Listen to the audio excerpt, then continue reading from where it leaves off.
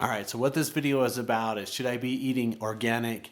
What is organic food? What is real food? Should you be eating organic? What does organic mean? And simply stated, organic produce and other ingredients that are grown without the use of pesticides, synthetic fertilizer, sewage sludge, or genetically modified organisms, or ionizing radiation. Animals that produce meat, poultry, eggs, and dairy products that do not take antibiotics or growth hormones are considered organic. Now, the USDA has defined organic as the following: organic food that is produced by farmers who emphasize the use of renewable resources and the conservation of soil and water to enhance environmental quality for future generations. Organic meat, poultry, eggs, and dairy products come from animals that are given no antibiotics or growth hormones. Organic food is produced without using most conventional pesticides, fertilizers made with synthetic ingredients, or sewage sludge. Before a product can be labeled organic, a government-approved certifier inspects the farm where the food is grown to make sure that the farmer is following all of the rules necessary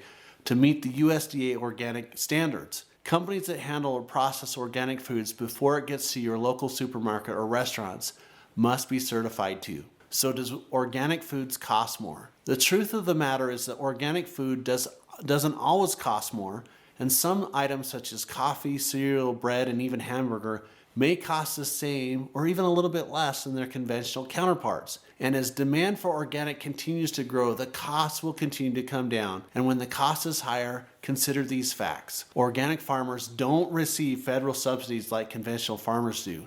Therefore, the price of organic food reflects the true cost of growing. The price of conventional food does not reflect the cost of environmental cleanups that we pay through our tax dollars, and organic farming is more labor and management intensive. Organic farms are usually smaller than conventional farms, and so they do not benefit from the economies of scale that larger growers get. So organic foods, they may be more nutritional, and my favorite way to describe organic foods is it's intuitive, that the least amount of chemicals and synthetics that you can have on your food, the healthier that your foods are. Now, the benefits of eating organic is it helps you to avoid chemicals. Eating organically grown foods is the only way to avoid the cocktail of chemical poisons present in the commercially grown foods. More than 600 active chemicals are registered for agrocos in America, to the tune of billions of pounds annually, and the average application equates to about 16 pounds of chemical pesticides per person per year. Now, a pesticide is a poison. It's designed to kill bugs. We're just bigger bugs. So intuitively, I feel that eating healthy and organic is going to help you. Some of the studies suggest that there's benefit for organic foods. Some of the studies suggest there's no benefit, but I believe it's a healthier lifestyle. Now, many of the chemicals that were approved by the EPA before extensive dietary testing, the National Academy of Sciences reports that 90% of the chemicals applied to the foods have not been tested for long-term health benefits before they were deemed safe. Further, the FDA tests only about 1% of the foods for pesticide residues, and the most dangerous and toxic pesticides require special testing methods, which are rarely, if ever, employed by the FDA. So the benefits of eating organic: there's more nutrients. Organically grown foods have more nutrients, the vitamins, the minerals, the enzymes, and the micronutrients. And it's interesting, if you'll take organic food versus non-organic food, and perhaps it's in my mind, but it really feels like it tastes better because it's grown in soil that is managed and nourished with sustainable practices by people with responsible standards. The Journal of Alternative and Complementary Medicine conducted a review of 41 published studies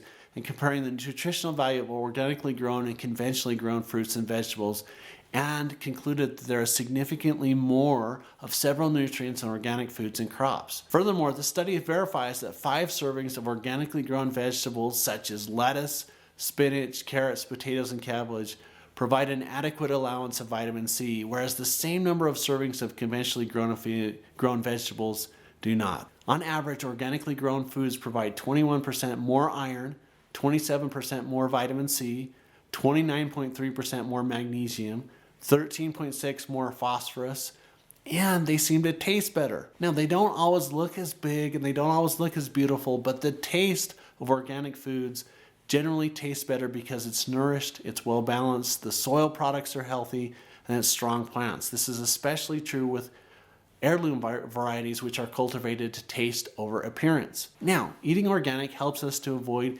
GMO foods, or genetically engineered and genetically modified organisms, are contaminating our food supply at an alarming rate. Now, this is my personal opinion. I've had some very, very educated people saying GMO foods are not nearly the culprit that everybody is saying they are, but it just feels better to eat organically because organically grown food cannot be genetically modified in any way. And choosing organic is the only way to be sure that the foods that have been genetically engineered stay out of your diet. And so here's what you need to know about GMO foods. 1, avoid hormones, antibiotics, and drugs in animal products, because those antibiotics and drugs go through the food supply and they can get into you, throw off your hormone imbalance, make you more susceptible for chronic infection.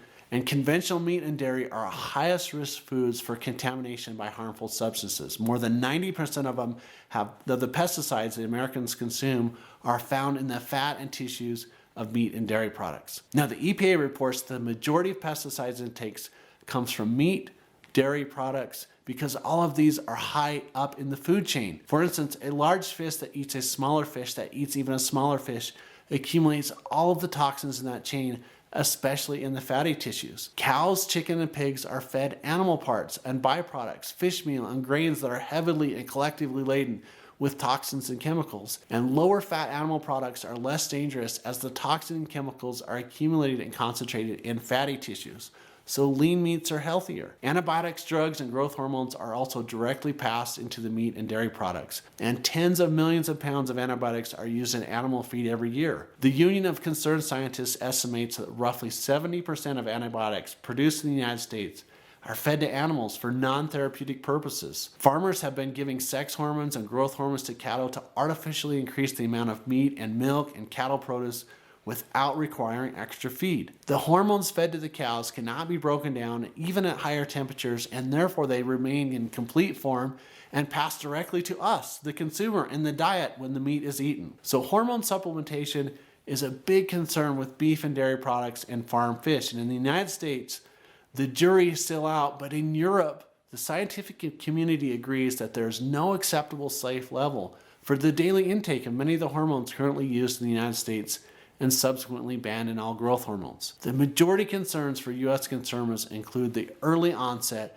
of puberty, growth of tumors, heightened cancer risk, and genetic problems. And growth hormones are genetically modified and have been directly linked to cancer, especially in women. So many scientists and experts warn that the rampant use of antibiotics and growth hormones in animal feed and things like penicillin and tetracycline are going to breed an epidemic of medicine that there's really no defense against in the conventional medical world. Now, Dr. Ahmed, a senior scientist at the Natural Defense Resources, stated it's perhaps one of the most serious public health problems the country faces is the overutilization of antibiotics, growth hormone, and animal parts in our food supply. We're talking about rendering many of the most important antibiotics against disease ineffective. Choosing organic animal products, especially for children, pregnant women, and nursing mothers, we need to limit that as best as possible. Choosing organic helps preserve our ecosystems because organic farming